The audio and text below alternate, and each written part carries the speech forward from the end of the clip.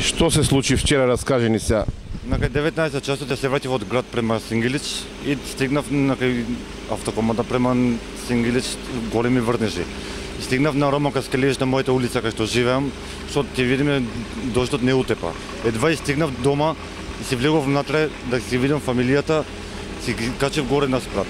И водата ми влезе до куќа, ломен напред на улица, кај 3 метри вода може имаше.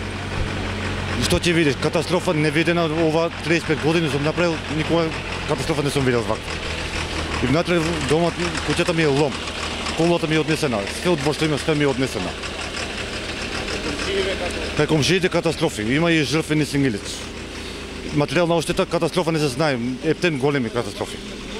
Кај комшиите овде карши мене што живее, тој еден стар човек, 3 сати у вода, сами пливал, едва внукот го спасел.